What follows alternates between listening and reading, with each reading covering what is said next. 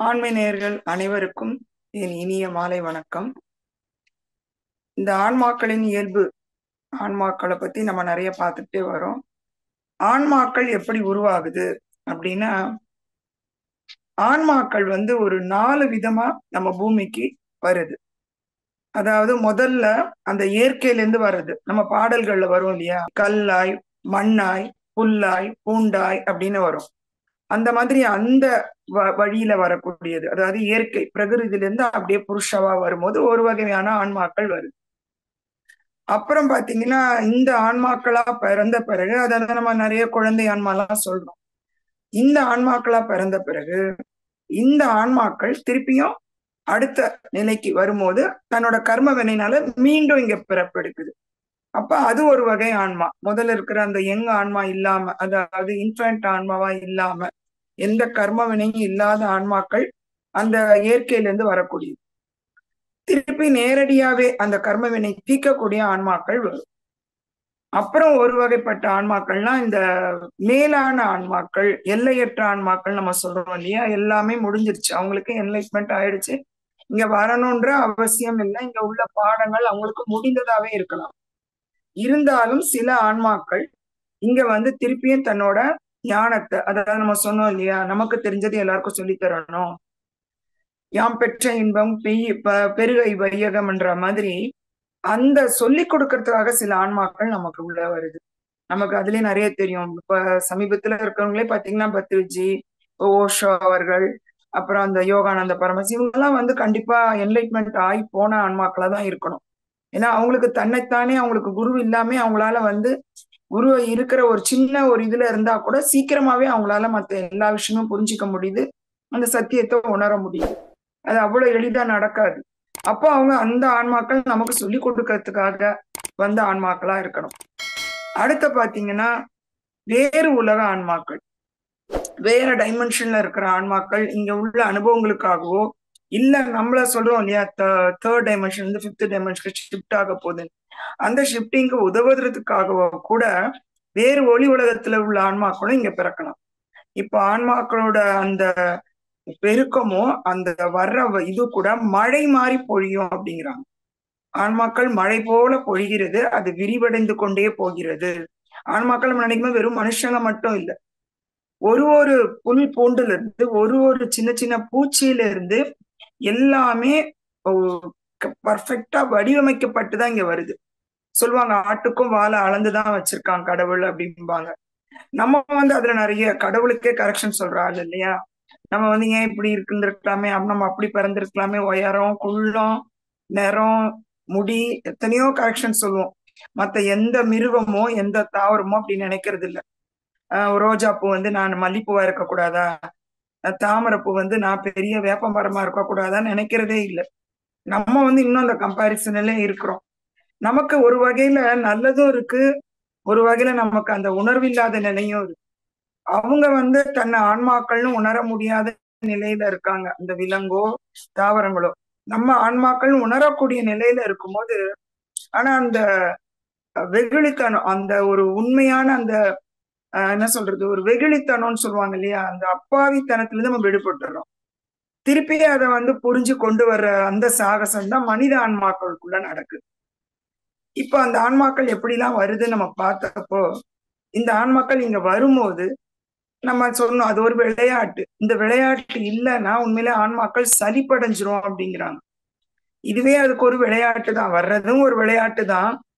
தன்னைத்தானே அது ஒளியூட்டி கொள்ளும். இந்த ஆன்மாக்கள் யாரும் இப்ப நீ இப்படி போ அப்படி போன்னு, இப்ப சில பேர் நம்ம நினைப்போம் தியானமே பண்ண மாட்டாங்க, அவங்களும் ஒரு வகையில முன்னேறிட்டு தான் இருக்காங்க. அவங்க தியானத்து மூலம் முன்னேறலைன்னா கூட யாருமே பேக்ல போறதே கிடையாது. எல்லாருமே ஒரு வகையில அதனோட வேகம் மாறலாம், அதனோட அந்த டைமிங் மாறலாமே தவிர எல்லாருமே தன்னைத்தானே ஒளியூட்டக்கூடிய ஆன்மாவோட சக்தியோட தான் பிறக்கிறாங்க. அப்ப இந்த ஆன்மா இங்க பண்ற இந்த லீலைகளுக்கு சில ஒரு விதிகள் மாதிரி வர்ணாசிரமத்தை சொல்றாங்க. வர்ணம்னா ஆன்மா சார்ந்த நிலை, ஆசிரமம்னா உடல் சார்ந்த நிலை. உடல்னா நம்ம எவ்வளவு பிறவிகள் எடுக்கிறோமோ அது சார்ந்த நிலை. இப்ப வர்ணத்துல பாத்தீங்கன்னா உங்களுக்கு தெரியும், சூத்திரர்கள், வைசியர்கள், சத்திரியர்கள், பிராமணர்கள், இப்படி நம்ம பிரிப்போம். நம்ம அதான் அன்னைக்கு சொல்லும்போது சொன்னேன், குலத்தை பொறுத்து நம்ம பிரிச்சுட்டோம்னு நிறைய பேருக்கு. எனக்குமே அந்த எண்ணத்துலதான் நாங்க பாடமே நடத்திட்டு இருந்தோம். ஆனா இது குலத்தை பொறுத்து அமையறது இல்ல. ஏன்னா நிறைய நமக்கு புராணங்கள்ல கூட பிராமணரா இருக்கிறவங்க அந்த பிராமண தகுதி பெறவங்க பாத்தீங்கன்னா நிறைய பேர் சத்திரியரா இருந்து கூட போயிருக்காங்க. பிறப்பால சத்திரியரா இருந்தாலும் அவங்க பிராமணர்னு அங்கீகரிக்கப்படுறாங்க. அப்ப அந்த பிராமணர் இந்த பேரெல்லாம் பிறப்பால அங்கீகரிக்கப்படல. இது உள்ள அந்த ஆன்மா நிலையை பொறுத்துதான் அங்கீகரிக்கப்படுது. நம்ம ஏற்கனவே இந்த எப்படி குழந்தை ஆன்மால இருந்து ஒரு எல்லையற்ற ஆன்மாக்கு போகுதுன்னு நம்ம பார்த்தோம், அந்த 7 நிலைகள். இந்த 7 நிலைகளும் இந்த 4 நிலைகளுக்குள்ள எப்படி பொருந்தது? ஏன்னா நம்ம அன்னைக்கே சொன்னோம், ஆன்மாக்கள் நிறைய தேர்வுகள், நிறைய வாய்ப்புகள், சேர்க்கைகள், எப்படி எப்படி எதை கூட சேர்க்கிறது, இதை எப்படி சேர்ந்தா காம்பினேஷன் எப்படி அப்படிங்கிற ஒரு நிறைய ஒரு ஒரு ஆராய்ச்சியிலே தான் அந்த ஆன்மாக்கள் இருக்கும் அப்படிங்கிறாங்க. அப்படி இருக்கும்போது இதுல பாத்தீங்கன்னா ஃபர்ஸ்ட் இந்த அந்த சூத்திரர்கள் அப்படிங்கிறவங்க உடல் சார்ந்த பயிற்சியில மட்டும்தான் இருப்பாங்க. உடலை எப்படி உடலை நம்ம கவனிச்சுக்கிறது, உடலுக்கான அந்த ஒரு பயிற்சி மட்டும்தான். மனம், உடல், கொஞ்சம் மனம் இருக்கலாம். உடல் ரொம்ப அந்த உடல் சார்ந்த பயிற்சி தான் அவங்களுக்கு ரொம்ப அதிகமா இருக்கும். கொஞ்சம் அதுலயே கொஞ்சம் பண்பட்டு அப்படியே வரும்போது அந்த சூத்திரர்கள்லயே அந்த லாஸ்ட் என்று நம்ம சொன்னோம் இல்லையா, 1ல இருந்து 1 10 கோடுன்னு, அதுகிட்ட வரும்போது உடல் மனம் சார்ந்த ஒரு பயிற்சி பெறக்கூடிய ஆன்மாக்கள் நிலைக்கு போறாங்க. அடுத்து வரக்கூடிய வைசியர்கள் பாத்தீங்கன்னா உடல், மனம், அறிவு. இந்த மனமும் அறிவும் பாத்தீங்கன்னா வெளியில இருந்து வரக்கூடியதுதான். வெளியில இருந்தா நம்ம சேகரிக்கிறோம், அதை உள்ளிருந்து வரக்கூடியது இல்லை. அந்த மனம், உடல், அறிவு இது எல்லாமே அதுல ஒரு பயிற்சி வச்சு அதுல ஒரு எக்ஸ்பர்டீஸ் கிடைக்கிறதெல்லாம் இந்த வைசியர்கள் சார்ந்த ஆன்ம நிலையில இருக்கவங்க. இந்த வர்ணம் நம்ம சொல்லும் போதே அது நம்ம உடம்புல இருக்க ஆறான்னு நான் சொல்லியிருந்தேன். அந்த ஆறாவோட இதுமே எப்படி இன்டென்சிட்டி அதிகமாகும்ன்றது இந்த ஒவ்வொரு இதுக்கும் வர வர நமக்கு புரிய ஆரம்பிக்கும். அடுத்து வரக்கூடிய ஆன்மாக்கள் பார்த்தீங்கன்னா சத்திரிய குலம். இந்த சத்திரிய குலத்துல ஆன்மாக்கள் எப்படி இருக்கும்னா கொஞ்சம் ஞானத்தை அடையக்கூடிய ஆன்மாக்களா வர ஆரம்பிச்சிடும். ஏன்னா இந்த உடல், மனம், அறிவு சார்ந்து வரும்போது அந்த அறிவு, அதாவது எல்லாமே ஒரு ஸ்டெப்பிங் ஸ்டோன் தான். இந்த அறிவு நம்ம உள்ள இருக்கிற ஞானத்தை கொண்டு வரக்கூடிய ஒரு கருவியா அந்த நேரம் உபயோகப்படுது. அதனால இந்த மனத்தை வேண்டியது இல்லை அப்படின்னு சொல்ல வேண்டியது இல்லைங்கிறத இதுல நிறைய தெரிய ஆரம்பிக்கும். அதுல எல்லாமே அதுக்கு தேவையானதுதான். எதுவுமே இதுல தேவையில்லைன்னு இல்லை. ஆனா அந்த தேவை முடியும் போது நம்ம அதை கொஞ்சம் கைவிடும் போதுதான் நம்ம அடுத்த ஸ்டெப்புக்கு போக முடியும். அடுத்த நிலை பாத்தீங்கன்னா பிராமணர்கள். இந்த பிராமண நிலையில இந்த பண்பட்ட ஆன்மாவும் அந்த முதிர்ந்த ஆன்மா நம்ம சொல்றோம் இல்லையா, அதெல்லாம் அந்த சத்திரிய குலத்துல இருக்கும். இங்க மேலான ஆன்மாவும் அந்த எல்லையற்ற ஆன்மாவும் இந்த பிராமண குலத்திற்கு வந்துடுது. இந்த பிராமண குலம் அப்படிங்கிற நம்ம பிராமின்ஸ் நம்ம கேள்விப்படுற இதுக்கும் சம்பந்தமே இல்லை. எப்படி அன்புன்றது நம்ம குறிப்பிடக்கூடிய அன்பே கிடையாதுங்க அப்படின்னும் போதும், அதே போல இங்க பிராமணர்ன்ற வார்த்தைக்கு நம்ம புரிஞ்சு கொண்ட பிராமணருக்கும் இதுக்கும் சம்பந்தமே இல்லை. இங்க உள்ள ஆன்மாக்கள் மேலான ஆன்மாக்களாகவும் அந்த எல்லையற்ற ஆன்மாக்கள், அது ஆன்ம நிலைய புரியக்கூடிய, நம்ம ஆன்மான் அப்படி புரிஞ்சு கொள்ளக்கூடிய அந்த நிலையில இருக்கிற ஆன்மாக்கள் எல்லாமே அந்த பிராமண உள்ள வர்ணத்துல சார்ந்து இருக்கு. இப்ப நம்ம வர்ணம் படி, அதாவது ஆன்ம நிலைப்படி பார்த்தோம். அதே உடல் நிலைப்படி பார்த்தா பிரம்மச்சரியம். நம்ம சாதாரணமா பிரம்மச்சரியம்னா என்ன நினைப்போம், கல்யாணம் பண்ணாம வாழறவங்க, ஆண் பெண் சேராம இருக்கிறதா பிரம்மச்சரியம் நமக்கு புரிஞ்சிரு. பிரம்மத்தை ஆசிரிக்கிறவர்கள் அப்படின்னு கூட நான் ஒரு இதுல படிச்சேன். அது பிரம்மத்தை புரிஞ்சிக்கிறவங்க அப்படிங்கிற மாதிரி. ஆனா இதுல உடல் சார்ந்த அந்த பிறவிகள் சார்ந்து, உடல்னா பிறவிகள், எத்தனை பிறவிகள் அவங்க எடுத்திருக்காங்களோ அதுக்கேத்த மாதிரி அவங்க எப்படி இருப்பாங்க அப்படிங்கிறதுக்கான 4 ரூல் அது. பிரம்மச்சரியம், கிரகஸ்தம், வனப்பிரஸ்தம், அடுத்து சந்நியாசம். பிரம்மச்சரியத்துல இருக்கவங்க அந்த சர்வைவல், அதாவது தங்களை மட்டும் பார்த்துக்குவாங்க. நம்ம உண்மையில தங்களை மட்டும் பார்த்தாதான் அடுத்தவங்களை பார்க்க முடியும்ன்றது இங்க நிறைய நம்ம சொல்லியிருப்பாங்க. செல்ஃப் லவ் ரொம்ப முக்கியம்னு. முதல்ல அவங்கள மட்டும்தான் கவனிச்சுக்க முடியும். ஒரு கதை கூட சொல்லுவாங்க. ஒரு குரங்கு தன்னோட குட்டியை காப்பாத்துறதுக்காக ரொம்ப போராடிச்சு ஒரு வெள்ளம் வரும்போதுன்னு. முதல்ல அது குரங்க தோல்ல இடுப்புல வச்சிருந்தது, தோல்ல வச்சிருந்து, தலைமையில வச்சுது. ஆனா தண்ணி ஒரு லெவலுக்கு போன பிறகு குரங்கு குட்டியை கீழே போட்டு அது மேல ஏறி நின்னுடுச்சு அப்படின்னு ஒரு கதை படிச்சிருக்கேன். அதாவது எவ்வளோ நம்ம பாசம் அன்புன்னு சொன்னாலுமே கடைசியில ஒரு நிலை வரும்போது நம்ம நம்மளை மட்டும்தான் காப்பாத்திக்க பார்ப்போம். எல்லாமே அப்ப நம்மளை விட்டு போற நிலைமைக்கு வரும். ஏன்னா அதுக்கும் மேல போகும்போது நம்ம மட்டும்தான் நமக்கு முக்கியமா இருக்கும். பிரம்மச்சரியத்துல இருக்கவங்களும் தங்களைத்தான் மட்டும்தான் அவங்க வந்து அது வந்து உடல் மனமா இருக்கலாம், அறிவா இருக்கலாம், ஞானமா இருக்கலாம். ஆனா எல்லாமே தன்னைத்தான் மட்டும்தான் அவங்க கவனிச்சுப்பாங்க. அடுத்தவங்களுக்கு முதல்ல யோசிக்க மாட்டாங்க. ரெண்டாவது கிரகஸ்த நிலைன்னா நம்ம வந்து கல்யாணம் பண்ணி குடும்பம் நடத்துறவங்களாம் கிரகஸ்தம் அப்படின்னு நினைச்சிருக்கோம். இதுல அவங்க தங்களை எப்படி உடல் நிலையிலயும் மனம் நிலையிலயும் அறிவு ஞானம் ஆன்ம நிலையில எப்படி தங்களை கவனிச்சுக்கிட்டாங்களோ தங்க குடும்ப உறுப்பினர்களையும் சேர்த்து கவனிக்க ஆரம்பிப்பாங்க. அவங்களுக்கும் அதை சொல்லி கொடுக்கறது, அவங்களையும் அந்த நிலைக்கு கொண்டு வர்றது. இவங்களுக்கு எடுத்த பிறவிகள் அதிகமா இருக்கும்போது கூட இருக்கிறவங்களோட பிறவிகள் குறைவான பிறவிகளை வந்தவங்களுக்கு ஒரு ஹெல்பிங் ஹேண்ட் மாதிரி. அவங்களுக்கு அறிவையோ ஒளியோ கொடுக்க முடியாது, பாதையை காட்டக்கூடிய ஒரு வழிகாட்டி மாதிரி இருக்கலாம்.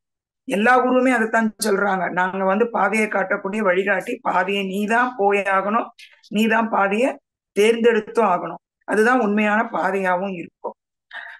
அது போல அடுத்தது பாத்தீங்கன்னா வனப்பிரஸ்தம். வனப்பிரஸ்தங்கும் போது நம்ம வந்து சாதாரணமா ராஜாக்கள் வந்து தங்களோட குடும்பம் இதெல்லாம் விட்டுட்டு காடுகள்ல போய் வாழறதா தான் நம்ம என்னோட இதுல நான் படிச்சிருக்கதெல்லாம் அப்படிதான் கேள்விப்பட்டேன். இங்க வனப்பிரஸ்தம்ன்றது தங்களையும் குடும்பத்துக்கான எல்லா கடமைகளையும் முடியும் போது சமூகத்தோட கடமைகள் இன்னும் நம்ம அதே நம்ம கிடைச்ச ஞானத்தை சமூகத்தோட ஷேர் பண்ணிக்கிறது, அவங்க கூட பகிர்ந்துக்கிற நிலைக்கு வரும்போது அந்த வனப்பிரஸ்த நிலை வருது. அடுத்து சந்நியாச நிலைன்னும் போது அந்த நம்ம சொன்னோம் இல்லையா, பூமியை வந்து சேட்டலைட்ல இருந்து பார்த்தா எப்படி தெரியும், எந்த நாடுகளையாவது நம்மளால பிரிக்க முடியுமா?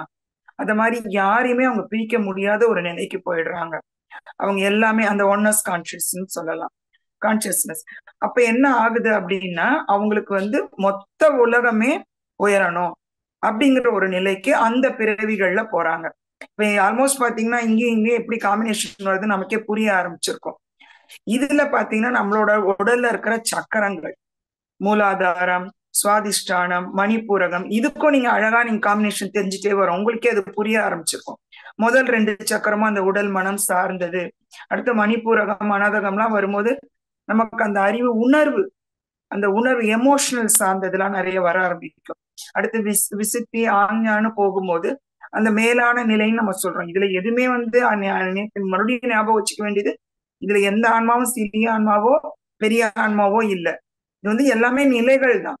ஆன்மா உள்ள இருக்க அந்த அனுபவங்கள்னால நம்ம குறிப்பிடக்கூடிய ஒரு நிலைகள் மட்டும்தான், வேற எதுவுமே கிடையாது. கரண்ட் வர்றது எல்லாம் ஒரே கரண்டா தான் இருக்கும். நம்ம அதுல எதெல்லாம் உபயோகிக்கிறோமோ அதை பொறுத்துதான் அதனோட இன்டென்சிட்டி இருக்கு. அதே போலதான் இது, அதுல எந்த மாற்றமும் இல்லை. அதனால நம்ம நம்ம என்னவோ உயர்ந்த நிலைன்ற இந்த நிலை என்ற ஒரு அகந்தை வரக்கூடாதுன்னு அதை அடிக்கடி இதை சொல்ல வேண்டியிருக்கு. இப்ப இதுல காம்பினேஷன் அவங்க எப்படி போடும் பாருங்க. அப்ப நம்ம உடல்ல இருக்கிற இன்னும் 7 உடல்களும் சொல்லுவாங்க இல்லையா, நமக்கு அன்னமய கோஷம், பிராணமய கோஷம், மனோமய கோஷம், விஞ்ஞானமய கோஷம், ஆனந்தமய கோஷம், இதுக்கும் தொடர்பு. இப்ப நம்ம இதை பாத்தீங்கன்னா எவ்வளவு அழகா அது தொடர்பு படுத்திட்டு அப்ப எத்தனை சேர்க்கைகளை உருவாக்கிட்டு இதுல சுச்சுவேஷனை கிரியேட் பண்ணிட்டு கர்மாக்களை தீர்க்கவும் இந்த ஆன்மாக்கள் இங்க வருது. அப்ப அதனோட விளையாட்டோட இன்னும் கொஞ்சம் அந்த விஸ்தீரணம் நமக்கு புரியும்னு நினைக்கிறேன். அது அப்ப எவ்வளவு தூரம் அது வந்து எவ்வளவு பர்ஃபெக்டா பிளான் பண்ண வேண்டியிருக்கும். இவ்வளவு பர்ஃபெக்டா பிளான் பண்ணிட்டு இங்க வந்து நமக்கு ஒரு எக்ஸ்ட்ரா ஒண்ணு இருக்கு, அந்த சுய சுதந்திரம். அது நீ முன்னாடி போறியா இல்ல நீ இந்த பக்கத்தை தேர்ந்தெடுக்க போறியா அந்த பக்கத்தை தேர்ந்தெடுக்க போறியான்றதும் நம்ம கிட்டதான் இருக்கு. அதுக்கெல்லாம் ஒன்றும் பயப்பட வேண்டாம். ஏன்னா ஏற்கனவே உள்ள அந்த பதிவுகள் மூலமா நம்மளோட இன்ட்யூஷன் கண்டிப்பா அது வழி நடத்திட்டு போயிடும். இப்ப நமக்கு முக்கியமா புரிய வேண்டியது, இந்த ஆன்மாக்கள் ஒவ்வொரு நிலையிலும் அது செய்யும் தர்மம் தர்மமே. இது நம்மளோட தர்மத்தை நம்ம புரிஞ்சிக்க மட்டும்தான் நம்ம இங்க முயற்சி பண்ணணும். அதனாலதான் ஆரம்பத்துல இருந்தே இங்க வரும்போது சொல்லுவாங்க, நோ எக்ஸ்பெக்டேஷன், நோ ஜட்ஜ்மெண்ட். உங்க மேல கூட உங்களையே நீங்க திருப்திப்படுத்திக்க முடியாது. முதல்ல உங்க மேலேயே நீங்க ஜட்ஜ்மெண்ட் வேண்டாம். அப்ப எப்படி நம்ம அடுத்தவங்களை ஜட்ஜ் பண்றது? நோ இன்டர்ஃபரன்ஸ், யாரோட இதுலயும் நீங்க தலையிடுற வேலையும் வச்சுக்காதீங்க. ஒரு தடவை சொல்றது நம்மளோட கடமை, தெரிஞ்ச விஷயத்த சொல்லலாம். மற்றபடி அவங்க செய்யறாங்களா செய்யலையான்னு அதை புஷ் பண்ற வேலைன்னா நம்மளோட வேலையே கிடையாது.